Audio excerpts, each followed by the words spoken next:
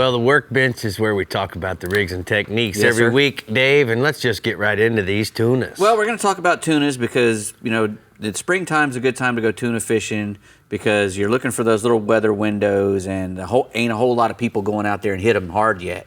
And there's yellowfin tunas out off the coast of Texas all year round. But, you know, during the winter, it's hard to get them. But although that's usually the best time to get them because that's when they bite the best, when the water's a little cooler than the hot summer.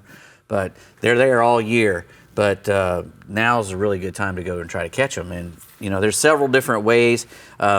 Most tuna trips, because you're having to go 100 miles at least, usually to get to these rigs and floaters that hold most of these tuna fish, you know, it's mostly an overnight trip. So a lot of guys will try to time the trip to arrive at the rig start at dusk. This is, you know, when it's starting to get dark, because that's a great time to catch tunas. Dawn and dusk are great times because that's when they really like to bite. So if you can time your trip to get there right at dusk, you can start trolling around the rigs a little bit and see the tunas on the surface and try to find out where they're located. And, you know, there's still some daylight left, and you can catch a few fish out there, you know, before it gets dark.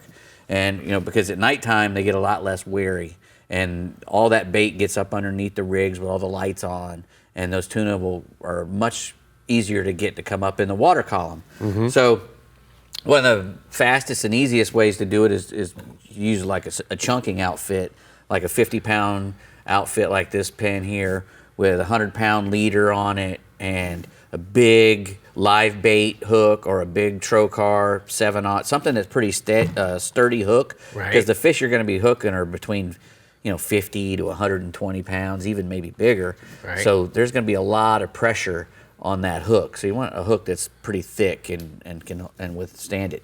But the best thing to do is to get up, you know, down current of the rig and start throwing out some chunks of bait.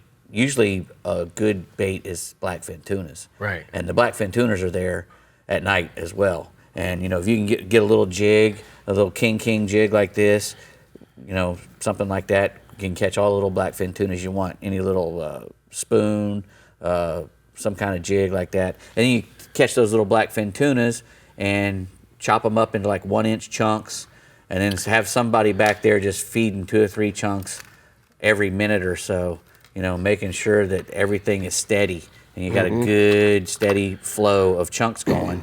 And then you can start floating baits back.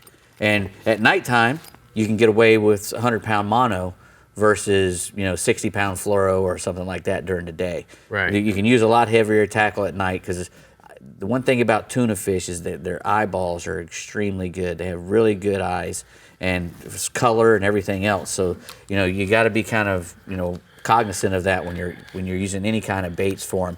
They're can be very size specific too. You know, especially when you're trolling and whatnot.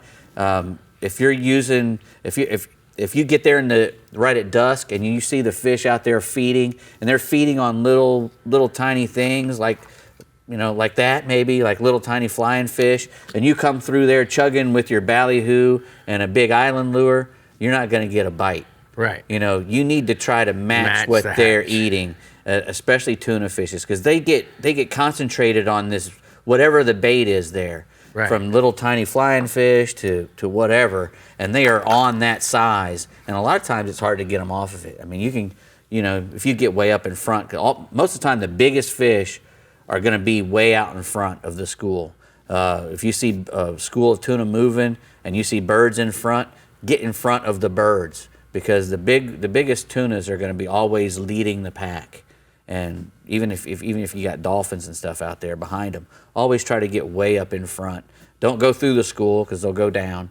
Try to get outside of them and go all the way around to the front. Set up your live baits or whatever in front, or drag your baits or whatever. This is a deadly bait. It's a jig with a long black worm on it, even without any hair. That's one of Ray's bucktails. But even without any hair, just the big long worm is a great tuna fishing lure. The R&R flare hawk. Yeah. There you go, Brie. That was some good tataki techniquing. Yes. Right there. Good job.